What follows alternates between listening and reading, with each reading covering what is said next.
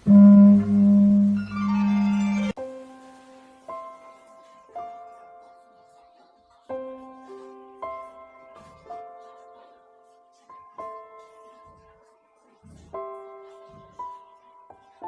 morning angang sa ngasidi ay nakoy da wahang khara hangge nakoy ngahan ay natakhiba sayeng du pharak laba natra Hajarakle sir. Ay ju pharak oja. Okay yamna phare adu oiba tardi nakoy sayeng mathang nakoy loina mak haiba tabani Okay masigi sayeng je yamna phajaba koi sana leibak ki damak di yamna phajaba sayeng makhalamani Okay angang khudimagna phagadabani masida khangdaba yadraba macha kaya yauri koi sayeng sida Adu de fare angang sa Adu di noi mathang sayeng je hana hairo ko ibema rosni nang hana hairo nangi sayong do Oja ay hajarage oja. Amamba ay hing haukare nong pok kay ngalakle lipan kudingda kumulaba amomna ngang na pairakle imagi ibungo nungsiba namit na may tatuklo layuk lasu paktuklo nang na iba yang lage. Very good ibungo tomba nang hana amuhairo. Oja. Kaugre oja kaigi kaui to ne nakoi phajana pagadabni ne noi lai chu pabda puning changna pagadabni jumda ima baba chu khaga talu ne Okay nakoi karinda tahan drabdi noi kamai toguni yumda ju khaga tan gadabni Okay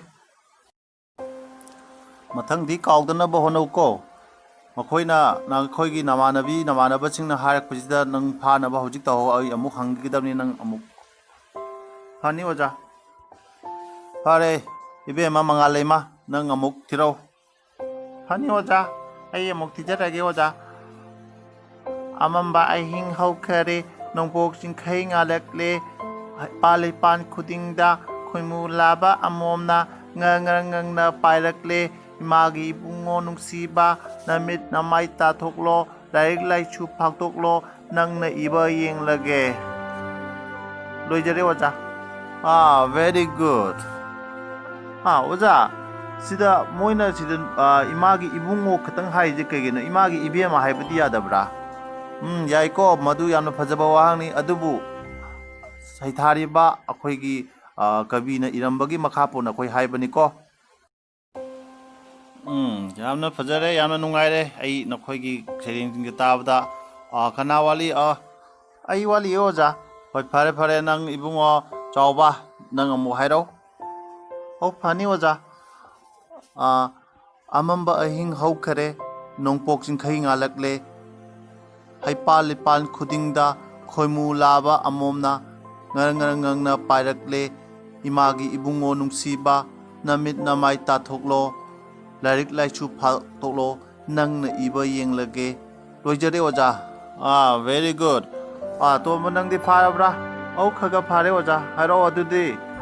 Amamba ahing haukare nongpok jingkhai ngalakle lipan kudingda khoimulaba amomna ngang na pairakle imagi ibungo nungsiba namit na may tathoklo layik laichu phaktuklo nang na iba yeng lage.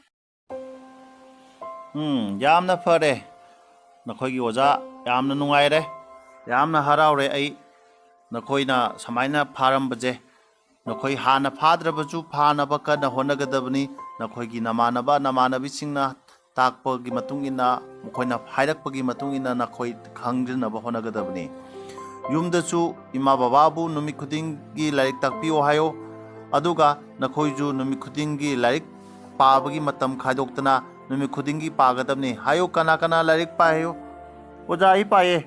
Oja ai yumda numi khudingi larik paye oja. Oja ai chu paye oja. Tomba ai chu paye oja.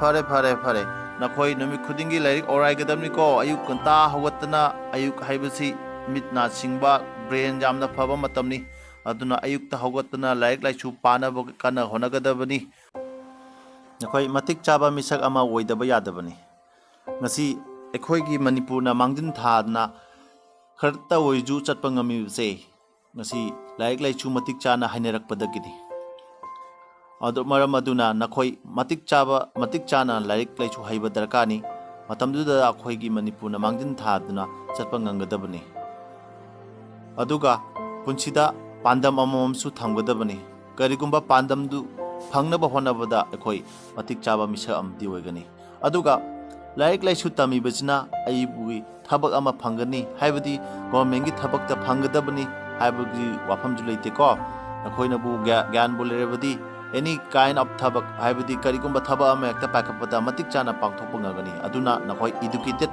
Person ꯑꯣꯏꯒꯗꯕꯅꯤ literate person ꯑꯣꯏꯕ ꯀꯥꯟꯅꯗꯦ ꯐꯔꯦ ꯉꯁꯤꯗꯤ ꯃꯇꯝꯁꯨ ꯂꯣꯏꯁꯤꯜꯂꯦ ꯑꯗꯨꯅ ꯑꯉꯥꯡ ꯆꯥꯛ ꯀꯥꯏꯅꯔꯁꯤꯀꯣ ꯃꯊꯪꯒꯤ ꯀ꯭ꯂꯥꯁꯇ ꯑꯃꯨꯛ ꯊꯦꯡꯅꯔꯁꯤ